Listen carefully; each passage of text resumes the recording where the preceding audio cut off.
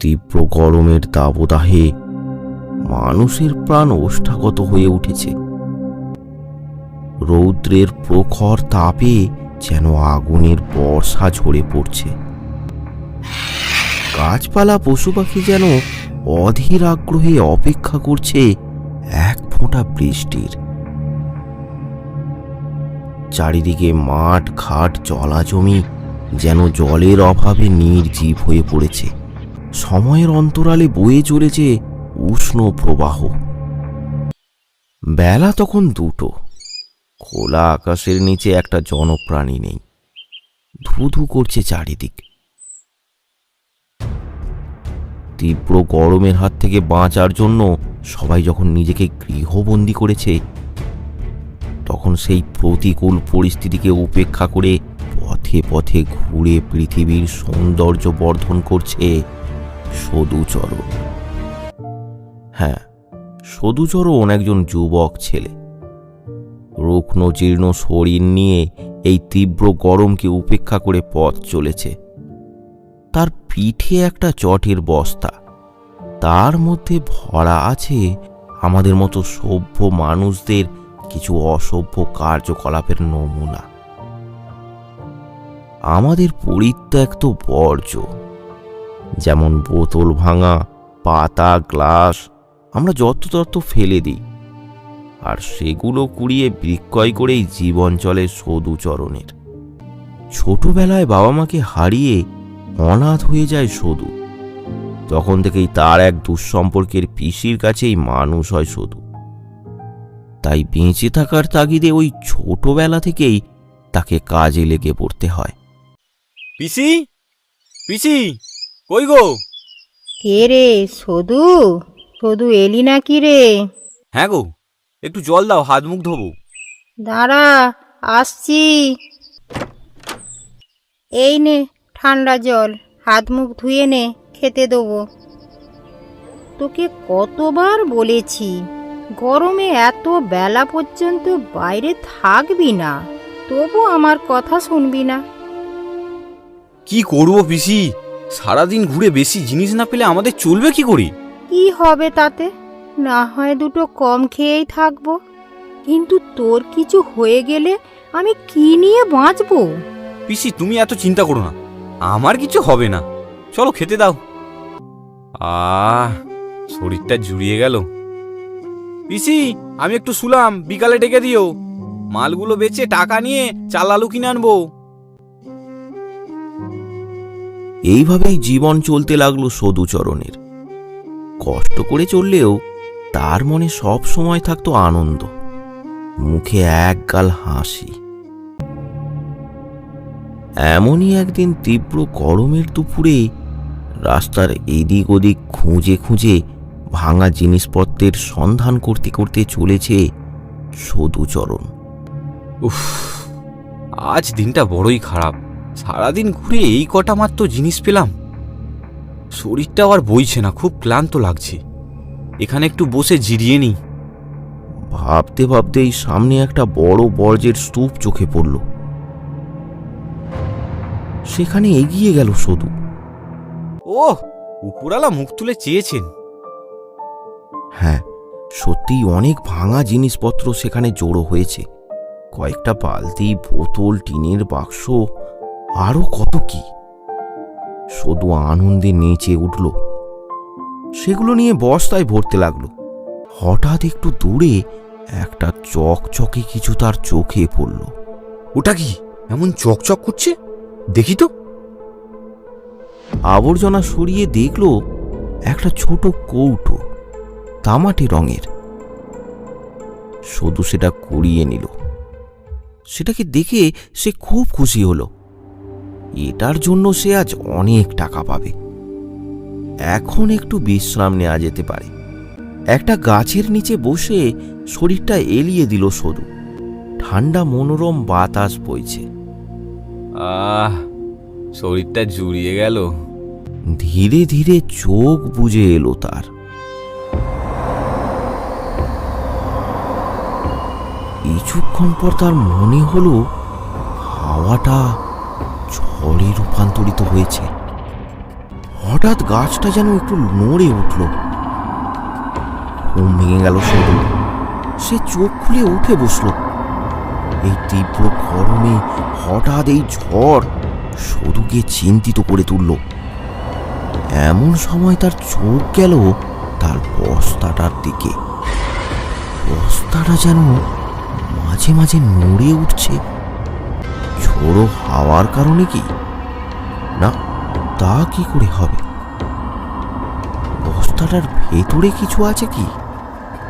কৌতূহল বশত বস্তাটা টেনে তার ভেতর থেকে সব জিনিসপত্র মাটিতে ঢেলে ফেলল। বস্তার মধ্যে তো এমন কিছু নেই। তাহলে কি করে বস্তাটা এমন নড়ছিল? এমন সময় তার চোখটা গেল সেই কৌটোটার দিকে। সে দেখল কৌটোটা যেন মাঝে মাঝে একটু একটু করে নড়ে উঠছে। কি আশ্চর্য ব্যাপার! এইসব কি হচ্ছে? এটা কি কোনো ম্যাজিক নাকি ভৌতিক ঘটনা? দিনে দুপুরে এমন ভুতুড়ে কাণ্ড, এটা ভাবতে অবাক লাগে। তবে বৈশাখের ভর দুপুরে এই নিস্তব্ধ পরিবেশে একা একা গাছতলায় বসে এইসব ভাবাটা অস্বাভাবিক কিছু না। চারিদিকে ফাঁকা মাঠ, রোদ খাঁ খাঁ করছে। দূরে কোথাও থেকে ভেসে আসছে ঘুঘুর ডাক। তারপর সব জিনিসপত্র বস্তায় ভরে আর কোনো দিকে না তাকিয়ে বাড়ির উদ্দেশ্যে রওনা দিল।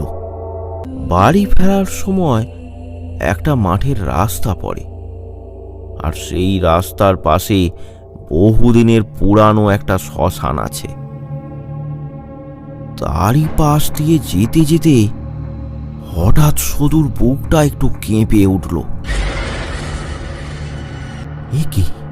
সে তো রোজই এই পথ দিয়ে যাতায়াত করে, কোনোদিনও তো এমন কিছু হয় না। তবে তার সাথে আজ এ কি হচ্ছে? শ্মশানটা একদম নিস্তব্ধ। মনে জোর এনে সদু জোরে হাঁটা লাগালো। সদুচরণের বাড়িটা গ্রামের একেবারে শেষ প্রান্তে, মাঠের ধারে। তার আশেপাশে আর কোনো বাড়িঘর নেই। সদুর বাড়ির সামনে একটা বড় গাছ আছে। সদু বাড়ির সামনে এসে হঠাৎ থমকে দাঁড়ালো। তার মনে হলো কেউ যেন তার বস্তাটা টেনে ধরেছে। সদুর আবার একটু ভয় হতে লাগলো। কিন্তু এই দিনে দুপুরে কিসের এত ভয় তার? সব তার মনের ভুল। মনে সাহস নিয়ে সে পা ফেলল। কই, কিচ্ছু তো নেই। কি যাতা মনে ভাবছি আমি। এই বলে সে হাঁটা শুরু করলো। সাথে সাথে একটা ঝোড়ো হাওয়া বয়ে গেল। পাশের গাছটা সেই হাওয়ায় দুলে উঠল।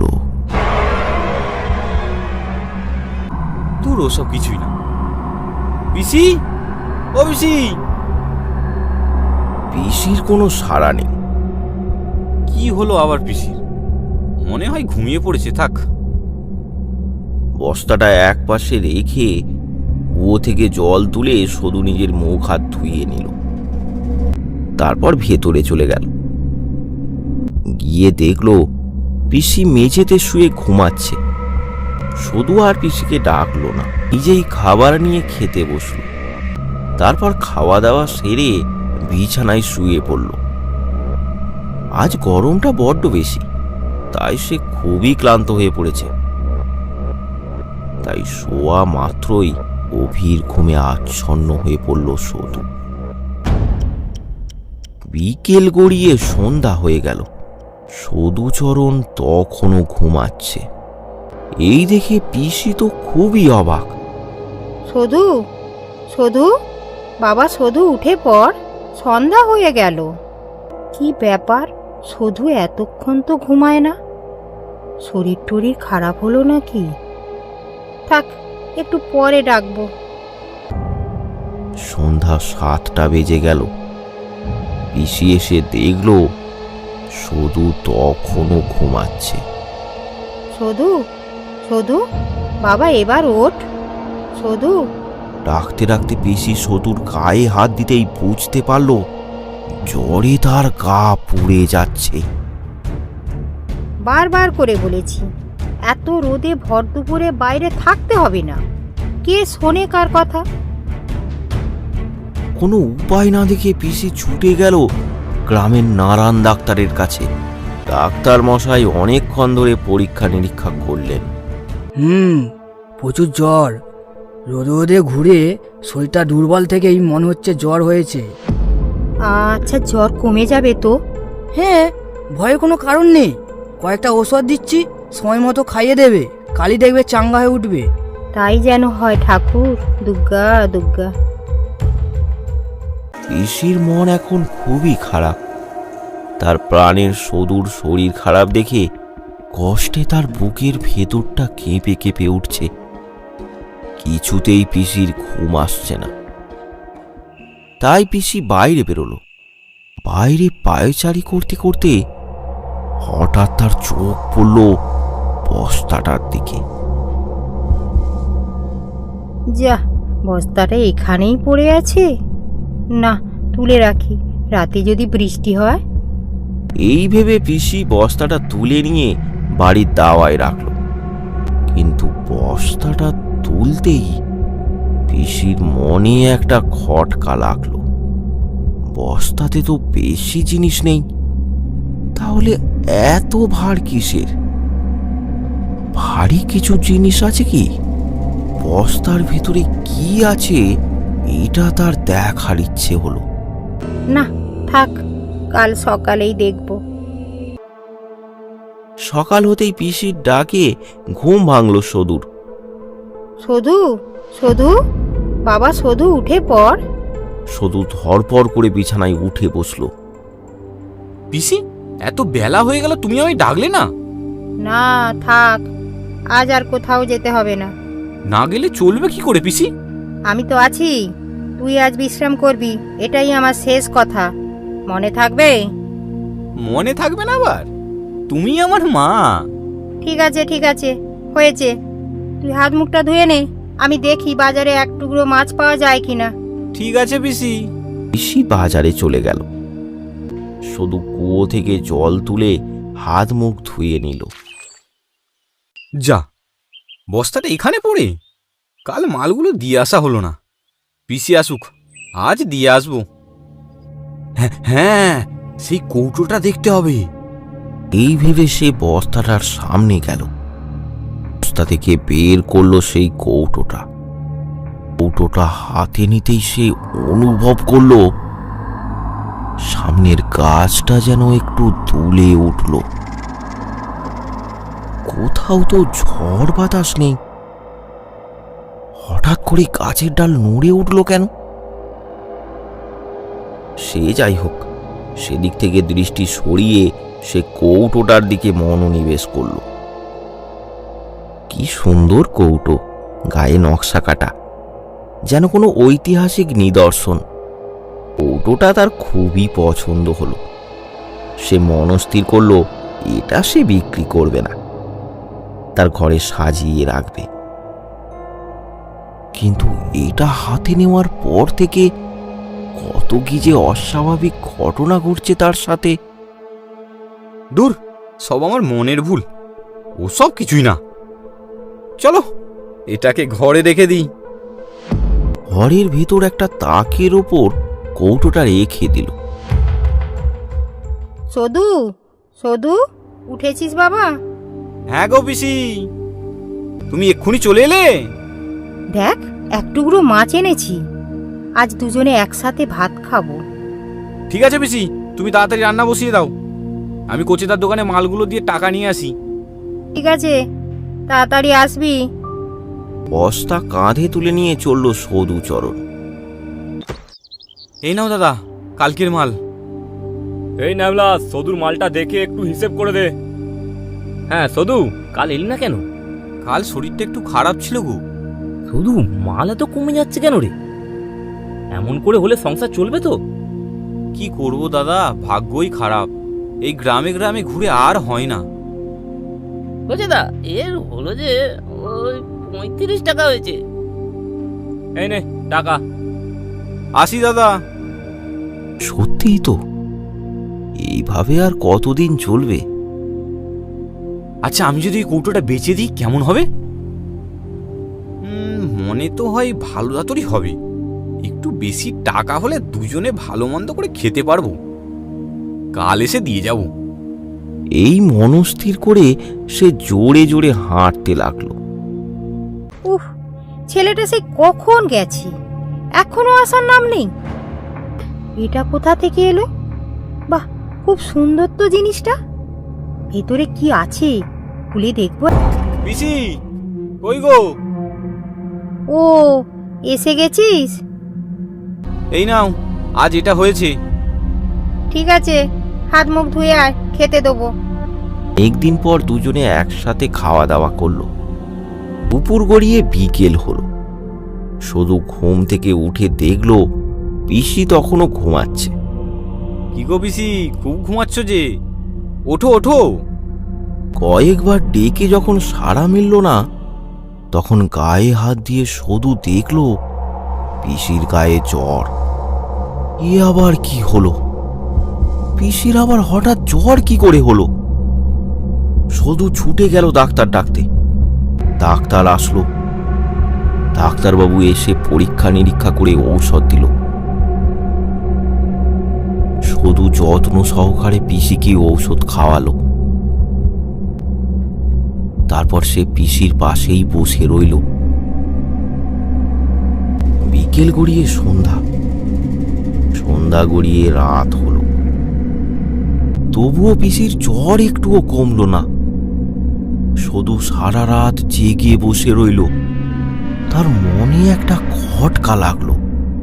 কাল তার নিজের জ্বর হলো, আজ আবার পিসির। আর কালই তো সে কৌটোটা পেয়েছে। আর তারপর থেকেই এই সব আজব আজব ঘটনা ঘটছে। তাহলে কি এটা কোনো ভুতুড়ে সংকেত? সে যুবক বলে তাকে কাবু করতে পারেনি, আজ আবার পিসির ওপর ভর করেছে। 7-5 ভাবতে ভাবতে তার মাথা ভার হয়ে উঠল। ঘুমে ঢলে পড়ল শুধু। ঘুম ভাঙতে দেখল বেলা অনেক হয়েছে। পিসি এখনো ঘুমিয়ে। গায়ে হাত দিয়ে দেখল জ্বর একটুও কমেনি। মনের সন্দেহকে সত্যি ভেবে সে গেল তাদেরই গ্রামের এক ওঝা ঝোড়ো বাবুর কাছে। বাবুর ওঝা বৃত্তিতে ভালোই নাম আছে। হাওয়া বাতাস লাগা ছাড়ানো, গৃহবন্ধনী করা, এসবে তার খুবই নাম ডাক আছে। দিক তো খুব একটা ভালো ঠিকছে না রে। কোনো অশরীরী আত্মা আকর্ষণ করে আছে। আপনি কিছু একটা করুন। করতে তো হবে, কিন্তু আশেপাশে তো কাউকে দেখতে পাচ্ছি না। এই একটা মন্ত্রপুত শিকড় দিচ্ছি, বালিশের তলায় রেখে দিবি। আশা করি ওই অশরীরী আত্মার প্রকোপ কেটে যাবে। আমি এখন আসি রে। এই বলে ওঝা চলে গেল। শুধু একটু শান্তির নিঃশ্বাস ফেলল। এইবার বোধহয় তার পিসি ঠিক হয়ে যাবে। সারাদিন সে পিসির সেবা যত্ন করতে লাগলো। দিন গড়িয়ে রাত হলো, কিন্তু জ্বর তখনও একটুও কমেনি। শুধু কষ্টে ফুঁপিয়ে ফুঁপিয়ে কেঁদে উঠল। তখন তার মনে হলো এই সব কাণ্ড হচ্ছে তার ওই কৌটের জন্য। সেই তো ওই কৌটোটা কুড়িয়ে এনেছিল, তার জন্যই আজ তার পিসির এই অবস্থা। এই সবের জন্য সে নিজেকে দায়ী করতে লাগলো। সে মনে মনে ভাবল, কৌটোটা যখন সে খুলেছিল তখন একটা কালো ধোঁয়া বেরিয়ে গিয়েছিল। তাহলে কি? সেই কথা ভাবতেই তার সারা শরীর শিহরিত হয়ে উঠল। যদি তাই হবে তাহলে তো সে তার বন্দি জীবন থেকে মুক্তি পেয়েছে। এখনো কেন সে ক্ষতি করতে চায়? তাহলে কি সে কৌটোটা ফেরত পেতে চাইছে?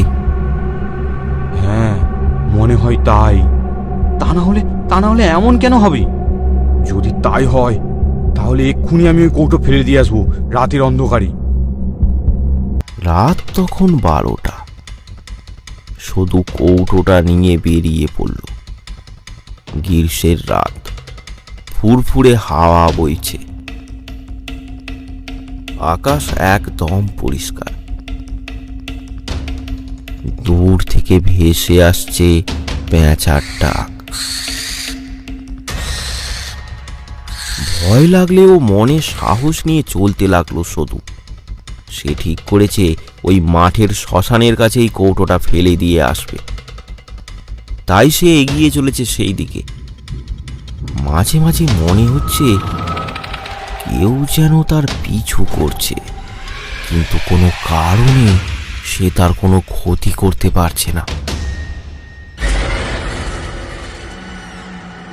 অবশেষে সে এসে পৌঁছল শ্মশানের কাছে। চারপাশে কালো অন্ধকার। আর এক মুহূর্ত দেরি না করে শুধু কৌটোটা দূরে ছুঁড়ে ফেলে দিল। তারপর কোনো দিকে না তাকিয়ে হাঁটা লাগালো বাড়ির দিকে। উঠতে উঠতে একটা গাছে গিয়ে লাগলো। তারপর ঢাকনা খুলে দুদিকে ছিটকে পড়ল। মুহূর্ত থেকে সদুচরণ অশরীরীর কবল থেকে মুক্তি পেলেও সেই রাত থেকে গ্রামের ওপর নেমে এলো এক অভিশপ্ত কালো ছায়া। রাত্রে না, ভর দুপুরেই চলতে লাগলো সেই উপদ্রব। পরদিনই দুপুরে গ্রামের একজন লোক কালীপদ মাঠ থেকে কাজ সেরে বাড়ি ফিরছিল। বেলা তখন 1টা হবে। শ্মশানের পাশ দিয়ে যাচ্ছে, তখন দেখলো একটু দূরে গাছের নিচে বসে একটা ছেলে কাঁদছে। বাচ্চা ছেলে বলেই তার মনে হলো। মুখ নিচু করে বসে আছে, তাই মুখটা দেখা যাচ্ছে না। কি রে খোকা, ওখানে বসে কাঁদছিস কেন?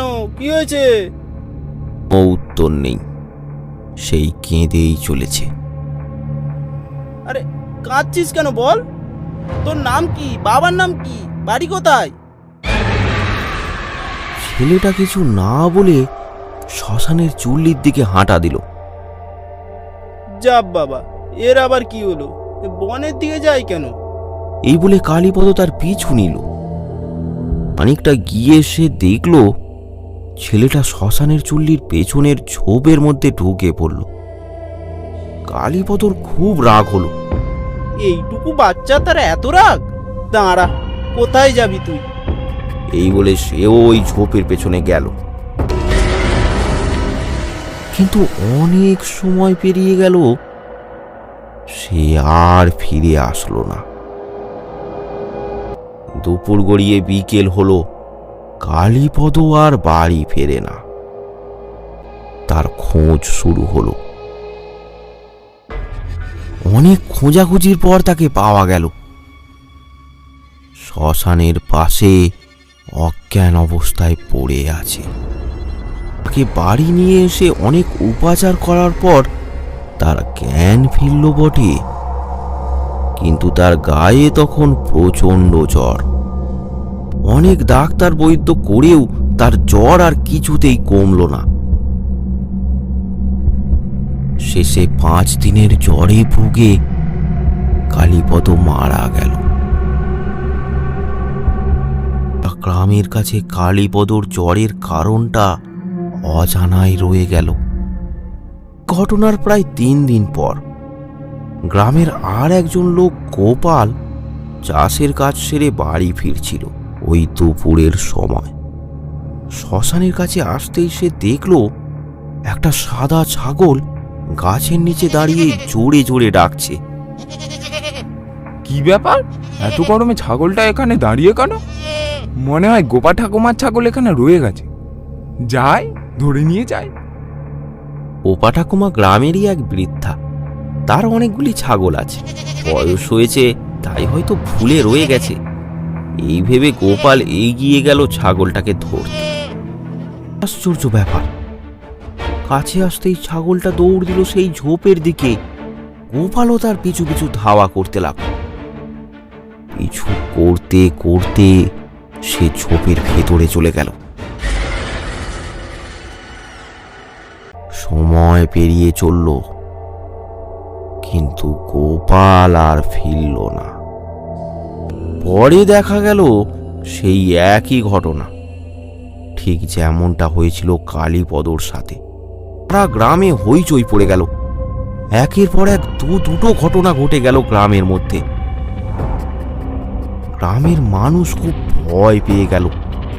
এসব কি ঘটে চলেছে তাদের সাথে? কেউই কিছু বুঝতে পারল না। কিন্তু ব্যাপারটা সদুর কাছে খুব অচেনা নয়। সেদিন রাত্রে কিছুতেই ঘুম আসছিল না সদুর। শুধু বারবার নিজেকে দোষারোপ করছিল সে। যদি এই সব কাণ্ডের কারণ ওই কৌটোটা হয়, না তাহলে কখনোই সে নিজেকে ক্ষমা করতে পারবে না। কিন্তু ব্যাপারটা আসলে কি, সেটা তাকে জানতেই হবে।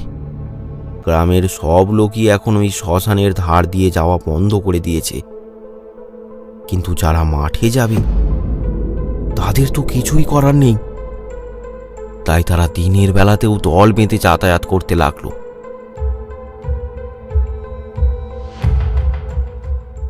তখন ভর দুপুর, সূর্যের প্রখর তেজে চারিদিকে একেবারে খাঁ খাঁ করছে।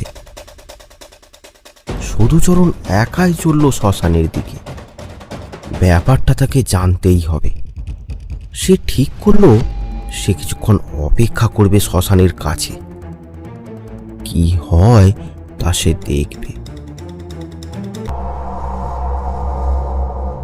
শ্মশানের সামনে আসতেই সে দেখল দূরে শ্মশানের কাছের গাছটার নিচে মাথা নিচু করে বসে আছে এক বৃদ্ধ।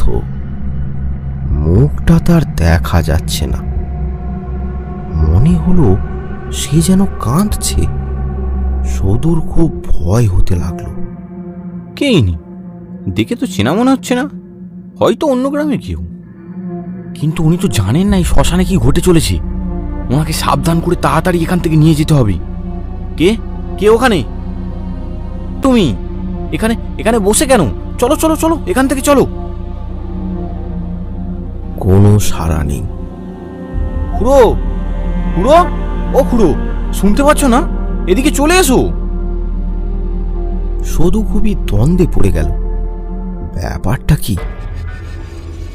বৃদ্ধ লোকটি উঠে দাঁড়ালো। সদুর দিকে একবার তাকিয়ে শ্মশানের দিকে হাঁটা লাগালো। হায় হায়, এ আবার ওদিকে যায় কেন? আরে দাঁড়াও দাঁড়াও খুড়ো, দাঁড়াও, যেও না দাঁড়াও। সদুও তার পিছু করতে লাগলো। যে কোনো ভাবেই ওই বৃদ্ধ লোকটিকে সাবধান করতে হবে। লোকটি হাঁটতে হাঁটতে শ্মশানের ঝোপের পেছনে চলে গেল। এদিকে সদু হাঁটতে হাঁটতে চুল্লির সামনে এসে দাঁড়িয়ে পড়ল। তার মনে একটা খটকা লাগলো। যা, বৃদ্ধ লোকটা ঝোপের ভিতরে চলে গেল কেন? যদি এটা কোনো ছলনা হয়? না, আর এখানে নয়। এই সব সন্দেহের জেরে সদু আর সামনে এগোলো না। সে দৌড় লাগালো বাড়ির দিকে। গ্রামে গিয়ে দু একজন লোককে ব্যাপারটা সে খুলে বলল। চলোই না, কি ব্যাপারটা একবার দেখি। কিন্তু কেউই আর ভয়ে সেখানে যেতে চাইল না। তাহলে কি এইভাবেই বসে থাকবে? না না, তা নয়, আমারও সন্দেহ ছিল, বুঝলি। এটা কোনো ভৌতিকই ব্যাপার। তুই এখন এখানে এসে বললি, কিন্তু এখন সেটাই ভাবছি, এইসব জিনিস তো আর তুই আর আমিতে কাজ হবে না, ঠিক না? তাহলে কি করা যায়? বড় দেখে একটা ওঝা ডাকতে হবে, তবেই কাজ হবে। আচ্ছা, আমাদের ঝোড়ো যাকে ডাকলে হয় না? আরে না না, ঝোড়ো বাবা ছোটখাটো হাওয়া বাতাসের জন্য ফুঁক ফাঁক দেয়, ওনার দ্বারাই সব কাজ হবে না। তাহলে কি বিদেশ থেকে ও ঠাকুরিন ডাকতে হবে নাকি? বিদেশ কেন, আমাদের পাশের গ্রামের শিবরাম বাবুকে ডাকলেই হবে। উনি তো মস্ত বড় ওঝা, ওনার কারিগুড়ি তো দেখোনি এখনো। ঠিক আছে, সে যাই করো আজই করো, বেশি দেরি করা ঠিক হবে না। বিকেলে সবাই আসবি, আমি তোদের নিয়ে যাব তার কাছে। যা যা যা, এখন বাড়ি যা।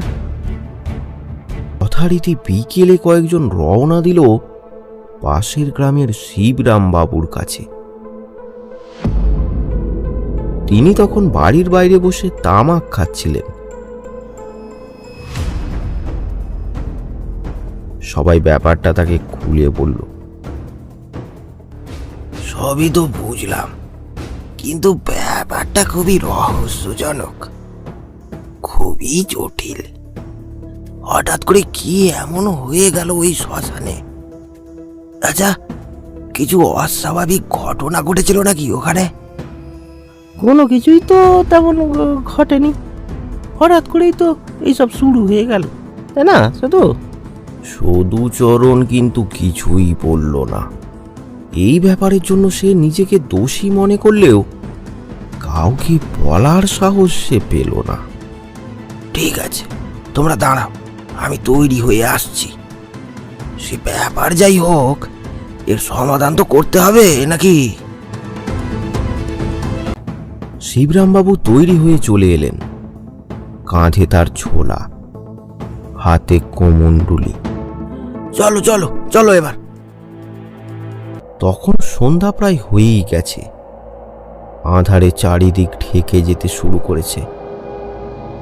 তারা সবাই এসে পৌঁছল সেই শ্মশানের কাছে।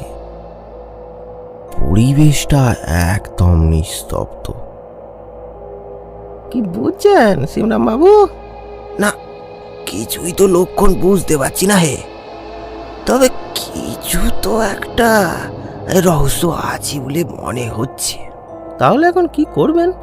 তোমরা দাঁড়াও, আমি চারধারটা ঘুরে মন্ত্রপুত জল ছিটিয়ে দিয়ে আসি। যদি কোনো ভূত প্রেত এখানে থেকে থাকে তো সে বাপ বাপ বলে পালাবে।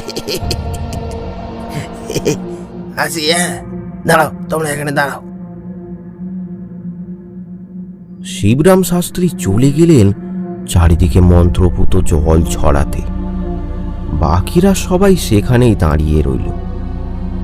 কিছুক্ষণ পর অন্ধকারে শিবরাম বাবুকে আর দেখা গেল না। আচ্ছা, এতেও যদি না কাজ হয়? কাজ হবে না মানে? শিবরাম বাবুকে তোরা ভালো করে চিনিস না রে। বাঁচাও বাঁচাও বাঁচাও বাঁচাও।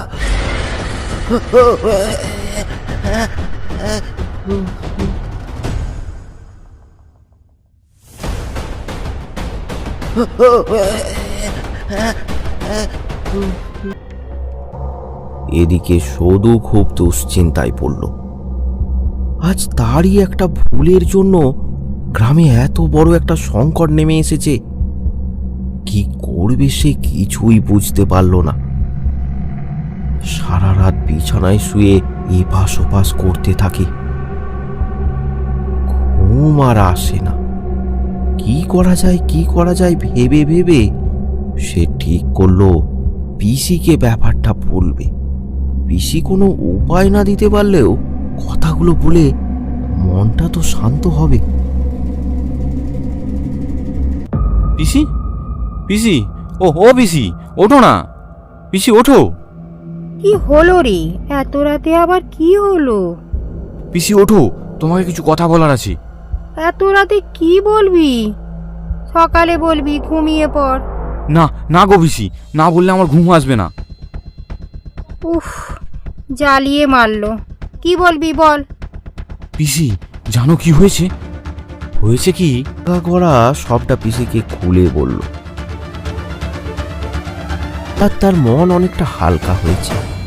সব শুনে পিসি তো একদম চুপ। ও, ওই তাকে যে কৌটোটা রাখা ছিল সেটাই?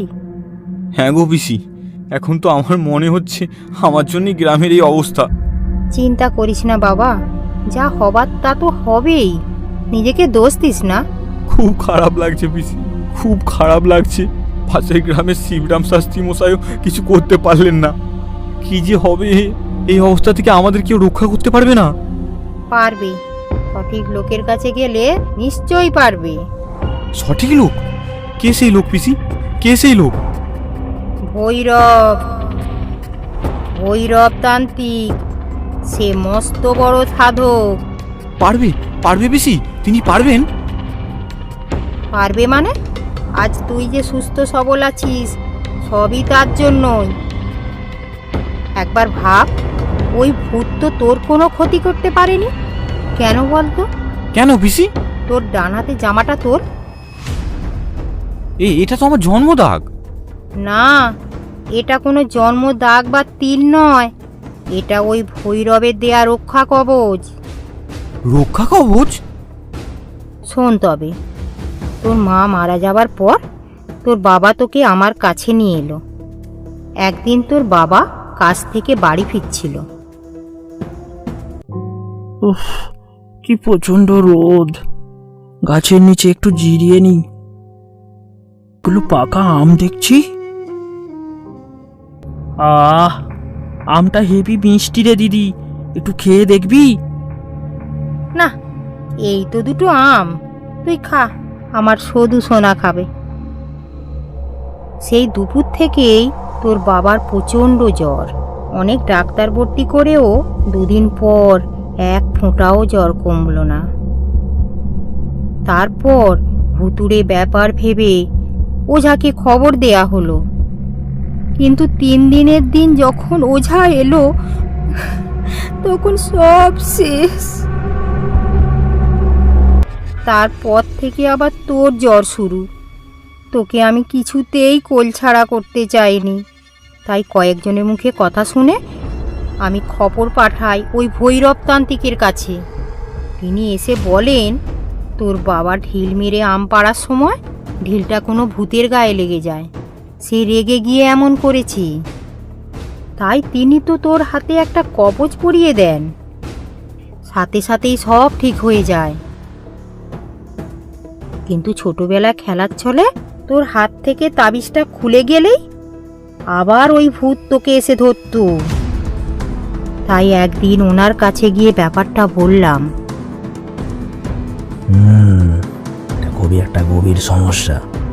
ঠিক আছে, এবারে এমন একটা রক্ষা কবচ দেবো যা ওর সাথে সারা জীবন থাকবে। কিন্তু বাবা, একটু কষ্ট সহ্য করতে হবে তোমায়। পারবে তো বাবা? সবটা শুনে শুধু স্তব্ধ হয়ে গেল। তাহলে আমার বাবা ওই ভূতের কবলে পড়েই মারা গেছে? পিসি, আমি এর শেষ দেখতে চাই। ওই ভৈরবতান্ত্রিক কোথায় থাকে আমায় বলো।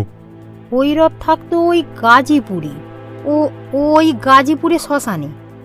ঠিক আছে, সকাল হলেই আমি রওনা দেব। সকালে সূর্য ওঠার সাথে সাথে সদুচরণ রওনা দিল গাজীপুরের উদ্দেশ্যে। তার এটাই দৃঢ় সংকল্প, গ্রামটাকে রক্ষা করা। সে ঠিক করলো ভৈরবের কাছে সে সব খুলে বলবে, আর দেরি করাটা মোটেও ঠিক হবে না। তাই সে দ্রুত পা চালালো। তখন বেলা 10টা। সদুচরণ গিয়ে পৌঁছলো গাজীপুরের সেই কুঠির সামনে। ভৈরব তখন বাইরে বসে একটা গরুকে ঘাস দিচ্ছিল, আর দাওয়াতে বসে সত্য এখন সবসময়ই ভৈরবের সেবায় নিমিত্ত থাকে। সদুচরণ সেখানে গিয়ে বলল, আচ্ছা, এটাই কি গাজীপুরের শ্মশান? হ্যাঁ, এটাই গাজীপুরের শ্মশান। বলুন কি প্রয়োজন? ভৈরবতান্ত্রিক কোথায় বলতে পারেন? ওই তো উনিই ভৈরব। আপনি কি সেই ভৈরবতান্ত্রিক? ত্রান্তিক, ওঝা, গণিন কিছুই না। আমি ভৈরব, আমি মাতৃ সাধক ভৈরব। ওহ, আপনার দর্শন পেয়ে আমি ধন্য। খুব বিপদে পড়েছি, আমায় সাহায্য করুন। আচ্ছা ঠিক আছে, এত তাড়াহুড়ো করো না, শান্ত হয়ে বসো। তাড়াহুড়ো হলো শয়তানের কাজ। ওখানে বসো, আমি আসছি। আচ্ছা, এবার বলো, কোথা থেকে তোমার আসা, তোমার পরিচয় কি? আগে আমার নাম সধুচরণ, আমার বাড়ি। ভৈরব সদুকে চিনতে পারল। ও, তুমি সেই ছোট্ট সধুচরণ, এত বড় হয়ে গেছো। আচ্ছা আচ্ছা, বলো এবার কি সমস্যা হচ্ছে তোমার? আগে সমস্যাটা আমার না, আমার গ্রামের। তবে তবে মনে হচ্ছে যে সমস্যাটা শুরু হয়েছে সবই আমার জন্য।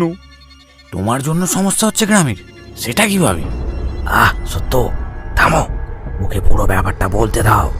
বলো, তুমি পুরো ব্যাপারটা বলো। শুধু একে একে সব ব্যাপারটা খুলে বলল। তাই আমার মনে হচ্ছে সবটাই আমার জন্য হচ্ছে। ঠিক আছে, ব্যাপারটা দেখছি। সত্য, ভেতর থেকে আমার ঝুলিটা নিয়ে এসো। ভৈরব ঝুলি থেকে একটা কালো পাথর বের করে তারপর সেটা সদুর হাতে দিয়ে বলল, এটা ধরো, হাতের মুঠোয় রেখে চোখটা বন্ধ করে চুপচাপ বসো। সদুচরণ পাথরটা হাতে নিয়ে চোখ বন্ধ করল, আর এদিকে ভৈরবও আসনে বসে চোখ বন্ধ করল। কিছুক্ষণ পর চোখ খুলল ভৈরব। তোমার ধারণাটাই ঠিক। আচ্ছা, ওই কৌটোটার সাথে ভূতের কি সম্পর্ক? ওই কৌটোটার জন্য কি ছাড়া পেয়ে আমার পিছু নিয়েছিল? আসলে কৌটোর মধ্যে 10 বছর ধরে ভূত বন্দি ছিল। তবে ও একা না, ওর মধ্যে বন্দি ছিল 2টো ভূত। প্রথমে তুমি যখন ঢাকনা খুলেছিলে তখন একজনই মুক্তি পেয়েছিল, তাই সে অন্যজনকে মুক্ত করানোর জন্য তোমার পিছু নেয়। আর যেদিন তুমি ওটা ওই শ্মশানে ফেলে দিয়েছিলে সেই দিনই কোনোভাবে মুক্তি পেয়ে যায় ওই দ্বিতীয় ভূতটাও। ওরা এখন দুজন মিলে জোট বেঁধেছে। একজন মায়ার ছলে লোকেদের ভুলিয়ে ভালিয়ে নিয়ে যায়, তারপর ওই 2টো ভূত মিলে তার শরীরে প্রবেশ করে সব রক্ত শুষে নেয়। তাই আর বাঁচার কোনো রাস্তা থাকে না। 2-3 দিন ধরে জ্বরে ভুগে শেষে সে মারা যায়। তাহলে এখন কি উপায়? গ্রামের কেউ তো ভয় ওদিকে যায় না, চাষবাস সব নষ্ট হতে বসেছে। ওই ভূতকে আবার বন্দি করা এতটা সহজ কাজ না। তবে তুমি যখন আছো, একটা উপায় হতে পারে, কিন্তু সেটা খুবই কঠিন। তুমি পারবে? মৃত্যুর ঝুঁকি হতে পারে কিন্তু। নিশ্চয়ই পারবো। যে ভুল আমার হাতে হয়েছে তার প্রতিকার করতে আমি প্রাণ দিতেও রাজি। তোমার এই উদ্যম সৎসাহস তোমার মৃত্যুকে জয় করে নিয়েছে। কিন্তু উপায়টা কি করলেন বললেন না তো? শোনো, তবে আমরা এখনই তোমার গ্রামে রওনা দেবো। ওই শ্মশানের সামনে গিয়ে আমরা একটা জায়গায় লুকিয়ে থাকবো। তুমি ওই শ্মশানের কাছে যাবে। তোমাকে দেখে নিশ্চয়ই ওরা একটা মায়া জাল বুনবে। তখন নিশ্চয়ই তারা তোমাকে মায়ায় বশ করে নিয়ে যাবে তাদের কাছে। তারপর নিয়ে গিয়ে ওরা তোমার শরীরে প্রবেশ করবে, আর সেই সময় আমি গিয়ে ওদের বন্দি করে নেব। তারপর ওই কৌটোতে আবার ভরে দেবো। না তো যদি ওরা তোমাকে মেরে ফেলে? আপনি থাকতে ভয় কিসের? তোমার সাহসিকতায় আমি আমাকে দেখতে পাচ্ছি। চলো তবে, দেরি করা আর ঠিক হবে না। সত্যকে সাথে নিয়ে ভৈরব বেরিয়ে পড়ল। শুধু পথ দেখিয়ে সামনে সামনে চলতে লাগলো। শুধু কি বলেছি মনে আছে তো? যাও, মা তোমার সাথে আছে। আসছি। শুধু এগিয়ে চলল শ্মশানের দিকে। ভৈরব আর সত্য দূরে একটা গাছের কাছে দাঁড়িয়ে রইল। দূর থেকে সব দেখতে লাগলো।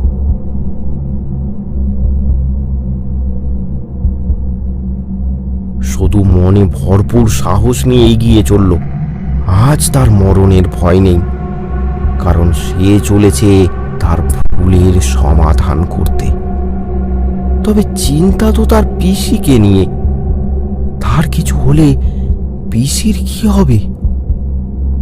মনের দুঃখ বাইরে প্রকাশ না করে এগিয়ে চলল সতু।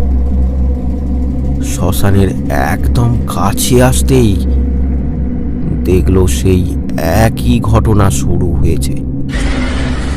মায়াজাল।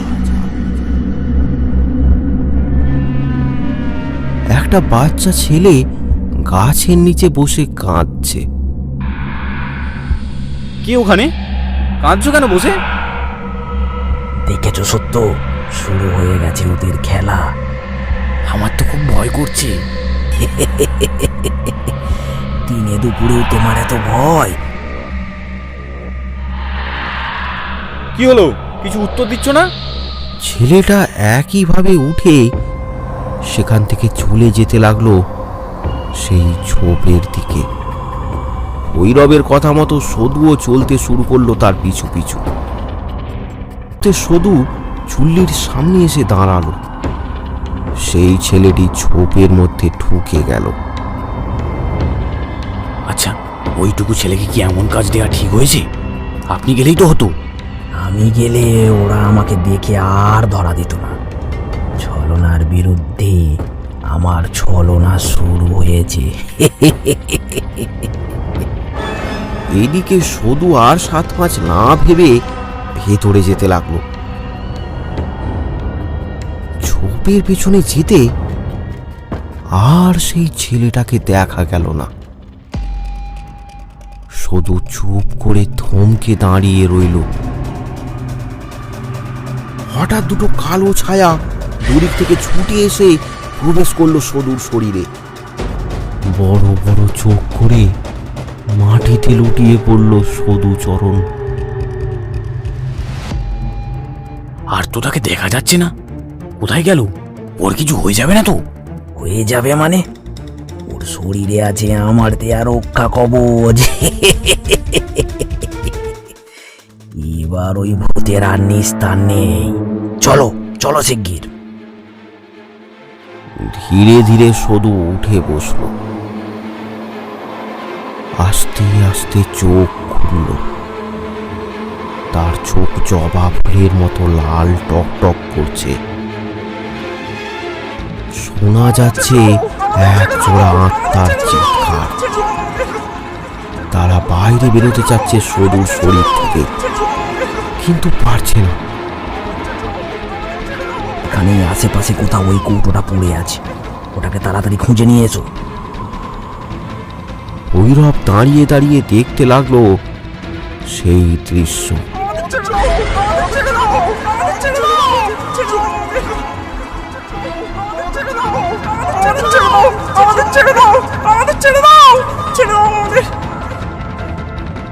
তোদের মুক্তি আর এ জন্মে হবে না। ওদিন মুক্ত হয়েও তোরা কুকর্ম করেই গেলি, তোদের আর নিস্তার নেই।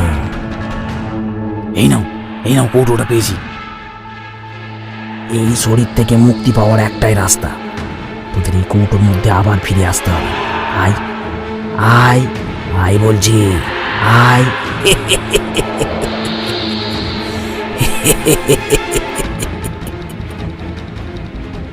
চারিদিকের পরিবেশ একদম শান্ত হয়ে গেছে। ধীরে ধীরে সদু উঠে দাঁড়ালো। সদুচরণ, তুমি ঠিক আছো তো? হ্যাঁ হ্যাঁ হ্যাঁ, আমি ঠিক আছি। সদু, তোমার সমস্যার সমাধান হয়ে গেছে, খুশি তো? চলো এবার এই কৌটোটা আমায় সঠিক জায়গায় পৌঁছাতে হবে। আপনি সত্যিই ধন্য। ভৈরব বাবার জয়, জয় ভৈরব বাবার জয়। আরো ভয়ানক গল্প পেতে আমাদের চ্যানেলটি সাবস্ক্রাইব করুন আর কমেন্ট করে জানাতে ভুলবেন না গল্পটি কেমন লাগলো।